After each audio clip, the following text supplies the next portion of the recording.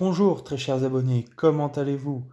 Alors aujourd'hui, on se retrouve pour la suite et la fin de la présentation de la HK416. Hier, je vous ai présenté le HK416 sur l'historique de l'arme et aujourd'hui, on va s'attarder uniquement sur l'aspect purement airsoft de la réplique. Donc aujourd'hui, la HK416 présentée est une HK416D, donc de la marque HK, fabriquée par VFC pour Vega Force Company sous licence Humarex. Donc quand vous recevrez la boîte, si vous commandez la réplique, la boîte sera une boîte de la marque Humarex avec les marquages HK, mais ce sera bien VFC qui fabrique la réplique. Concernant donc quelques aspects techniques et quelques caractéristiques de la réplique, donc la réplique est un HK416D d'un poids d'environ 3,08 kg sur la balance, suivant les matériaux utilisés, tout ça. La capacité du chargeur d'origine sera de 300 coups, suivant également ce que vous achetez et où vous l'achetez. La catégorie, donc c'est une réplique de fusil d'assaut. Malheureusement, elle ne possède pas de batteries qui ne sont pas incluses dans le format quand vous l'achetez. Donc il faudra réinvestir de l'argent pour en racheter une. La propulsion est électrique ou gaz. On peut faire les deux, c'est-à-dire que moi le modèle que j'ai est un modèle AEG, donc électrique AEG, donc électrique. Mais par contre, vous avez certains modèles qui fonctionnent à gaz. Les matériaux utilisés donc, sont en grande partie du métal, donc notamment pour tout ce qui est carcasse de la réplique, les rails tactiques, éventuellement aussi, et quelques pièces internes, bien sûr, le tube de crosse, tout le reste est en polymère. Donc ce n'est pas du simple ABS, hein, c'est vraiment du polymère, donc c'est une très bonne matière, fibre de nylon plus exactement. L'énergie en sortie de boîte est de environ 1 joule, soit 328 à 330 fps suivant le type de batterie que vous utilisez et si elle est plus ou moins chargée. Donc, la longueur de la réplique est de 710 mm cross plié à fond, donc comme ceci, ou alors de 888 mm, donc cross complètement déplié, et à savoir qu'il y a environ 1, 2, 3, il y a 4 crans de réglage. Donc, parmi ces caractéristiques, donc elle possède, donc, comme vous l'avez vu, de 4 rails d'interface, donc 2 sur les côtés, un à gauche et un à droite, et 2 sur le dessus, plus sur la longueur là, qui vous permettent de mettre des optiques de visée, comme un endpoint. Vous pouvez y mettre également, donc moi j'ai mis des couvre-rails, vous pouvez mettre lampe tactique, vous pouvez y mettre lampe laser, vous pouvez y mettre sinon des couvre-rails comme j'ai mis. Et ensuite en dessous, justement, vous pouvez y mettre soit les poignées inclinées, soit une poignée droite, moi j'ai mis les deux. Et vous pouvez aussi sinon mettre lance-grenade ou rien du tout, suivant quel type de jeu vous adoptez, quel type de jeu vous voulez jouer sur les terrains, suivant justement les différents cas de figure. Et aussi, j'ai mis à l'avant, et je vous l'expliquerai pourquoi, à l'avant, j'ai mis un silencieux, mais qui est bien spécifique, car mon canon étant plus long et dépassant de la bouche du canon, j'ai dû rajouter pour cela un silencieux qui s'adaptait dessus. Donc la réplique du HK416D, modèle D, donc de la marque VFC, on peut le voir, est d'une qualité vraiment très supérieure à certaines répliques, comme par exemple la marque, je veux pas être méchant, mais comme la marque par exemple D-Boy, qui malheureusement fait des répliques assez abordables rapport qualité-prix, mais par contre voilà, vous avez des répliques avec un corps des fois en ABS et non en métal. Et d'autres petites spécificités, c'est que on ne voit pas non plus de méchantes traces de soudure, elles sont relativement bien faites. Niveau marquage, on est servi également. On possède donc le joli marquage HK416 original avec la dénomination donc, de la réplique HK416D. Je vais essayer de vous la rapprocher pour que vous voyez mieux. Donc, comme vous le voyez, HK416D, le marquage HK, le calibre de l'arme réel, bien sûr. Vous avez aussi, si vous le voyez bien ici, le petit logo en plus HK qui est marqué. Un numéro de série qui est factice, je suppose, puisqu'il n'est pas gravé dans la masse. Vous avez ensuite donc le sélecteur de tir qui n'est malheureusement pas ambidextre, qui est uniquement pour droitier. Je pense qu'on peut l'interférer en gaucher, mais par contre voilà, il faut tout inverser, tout mélanger, ça doit être un peu merdique. Donc 3 positions, sécurité, le semi et le coup par coup. Enfin le mode automatique, pardon. Voilà. Vous avez aussi le bolt catch qui est actif quand même, qui fonctionne. Voilà.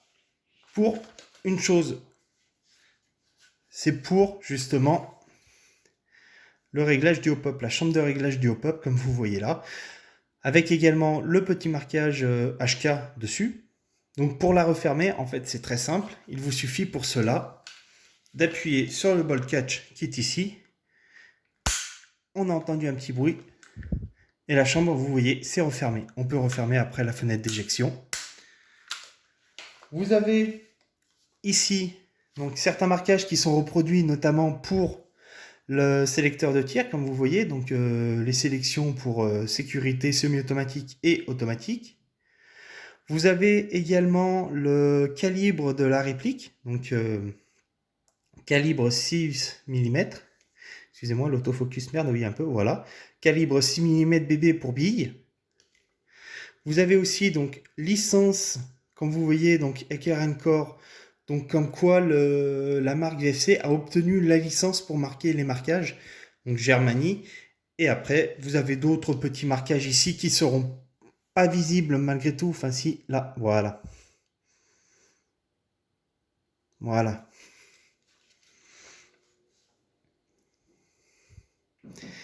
Voilà. Et pour la petite information personnelle, le drapeau que vous voyez derrière n'est autre qu'en fait le drapeau officiel de la team que j'ai créé il y a de cela déjà 2-3 ans. On compte quelques membres déjà actifs dans la team, donc une équipe qui est basée sur le fair play, mais je vous en parlerai un peu plus tard si vous en avez envie. Concernant, pour revenir à la réplique au niveau du prix d'achat est assez élevé. J'ai regardé sur internet, sur plusieurs sites. Vous ne trouverez pas une réplique de la marque VFC ou HK416 comme celle-ci à moins de 450 €. Ça va être très rare. Les seules répliques que vous pourrez trouver en HK416 à un faible coût, on va dire aux alentours de 250 €, voire 200 €, ce sera de la marque D-Boy, Jingong, ce sera des sous-marques. Voilà, ce sera avec des répliques qui n'auront pas l'autorisation de marquer les marquages. Donc ce sera sûrement, même Seima, ce sera sûrement marqué CM dessus avec un nom différent. En outre, la réplique donc, possède de nombreuses pièces polymères, donc notamment la crosse. Elle possède aussi la poignée garde-main. Et à mon sens, c'est tout. Après quelques pièces comme par exemple les optiques de visée, mais pas grand-chose. Le reste des pièces est en métal, ce qui fait qu'elle est assez lourde quand même. Elle fait 3 kg et quelques, il ne faut pas se leurrer. Mais derrière, on a quand même une réplique qui est très résistante.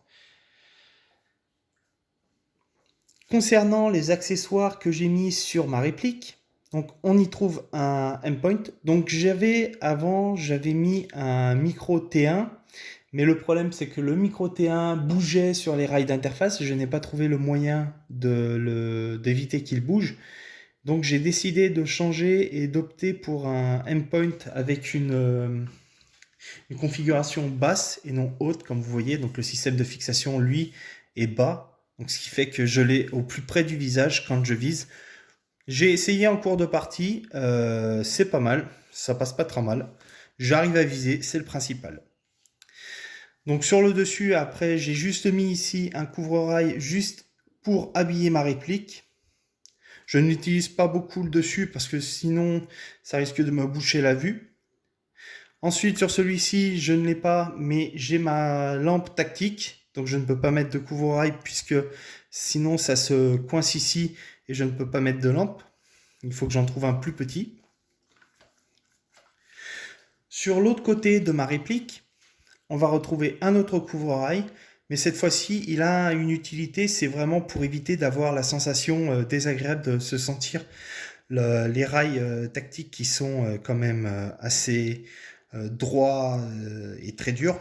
Donc c'est beaucoup plus agréable. Là maintenant, vous allez sûrement vous demander pourquoi j'ai deux poignées l'une derrière l'autre. Alors déjà, celle-ci, c'est pour pouvoir épauler plus rapidement ma réplique. Parce que comme les répliques bougent pas beaucoup, elle va essentiellement me servir à épauler plus rapidement la réplique et mettre en joue plus rapidement l'adversaire. Et enfin, la dernière, celle-ci, je l'utilise vraiment quand je marche et quand je cours sur les terrains, c'est pour avoir une meilleure prise de la réplique. Et puis au moins ça l'habille, et puis voilà, c'est pas ça qui va m'alourdir énormément la réplique, du fait déjà de son poids qui est déjà assez élevé. Et enfin, pour passer sur le dernier équipement que j'ai mis, donc il s'agit d'un silencieux, mais qui s'attache en fait, qui se visse par un autre système. Donc comme vous voyez, hein, un canon externe avec un filetage. Et dessous, si vous le verrez bien, il y a un filetage également. Donc ceci en fait ne s'adapte pas sur tous. En fait, si vous commandez, vous aurez obligatoirement le canon externe, pardon, excusez-moi, le cache-flamme avec le filetage qui est adapté. Concernant la marque, il me semble que c'est... Alors je suis désolé, je ne connais plus la marque de ce silencieux, mais j'adore son design, c'est pour ça que je l'ai acheté. Pour le fixer, c'est simple, hein, vous le rentrez et vous le vissez dans le pas de vis comme il le faut. Voilà. Pour l'utilisation de la réplique, après c'est très simple, hein, je m'adresse avant tout à un public qui ne connaît pas ou qui vient d'acheter la réplique. Donc le sélecteur de tir donc, qui n'est pas ambidextre, donc sécurité automatique. À mon avis, vous aurez sûrement que le semi-automatique, puisque dans les parties maintenant, le semi est fortement conseillé et le full automatique est interdit maintenant, dorénavant. Pour régler votre réplique, le hop-up de votre réplique, il vous suffira de tirer le levier d'armement vers l'arrière, ce qui aura pour effet d'ouvrir la fenêtre d'éjection des cartouches factices. Et ici, voilà, vous avez la molette de réglage pour le hop-up que vous pourrez monter ou descendre à votre guise suivant ce que vous voulez régler. Une fois que ceci est fait, quand vous voulez refermer, vous pouvez très bien la refermer comme ça, si vous voulez. Mais si vous voulez refermer carrément la fausse trappe d'éjection, comme je vous l'ai dit précédemment dans la présentation, vous utilisez le bolt catch qui est ici, qui est fonctionnel mais uniquement pour refermer. Une fois que vous aurez appuyé dessus, voilà ce qui va se passer. Pardon, excusez-moi. Là. Voilà ce qui va se passer. Ça va refermer la trappe factice et vous pourrez refermer votre fenêtre d'éjection. Concernant la crosse, pour mettre la batterie, ça se situe à l'arrière. Il vous faudra pour cela tourner d'un quart de tour, sortir le talon de crosse et vous aurez le système, donc tout le système de la batterie qui se situe dans le tube de crosse. Elle ne pourra accepter que des petites batteries, malheureusement pas tout type batterie. Les NiMH en gros, les gros machins, les gros bâtons, non, ça n'ira pas dedans. Il vous faudra des petites batteries pour que ça rentre, pour que ça se ferme. Et c'est très simple, c'est la même chose en sens inverse, sauf qu'il y a la différence. Vous faites un quart de tour dans l'autre sens et voilà, elle est fermée. Pour régler la crosse, c'est très simple aussi. Vous appuyez ici, hop, et vous voyez, vous avez un cran, 2 crans, 3 crans, 4 crans, et c'est tout. Voilà. Moi, je la règle en général sur le deuxième, sur le deuxième cran. Voilà.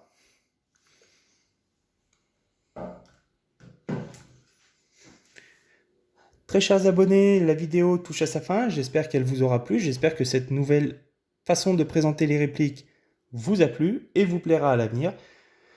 Je vous dis à la prochaine pour une nouvelle présentation de réplique et cette fois ce sera soit la AK-47 de la marque Saima ou alors la M4 de la marque Amoeba. Allez, je vous souhaite à tous une bonne journée et une bonne soirée. Au revoir chers abonnés.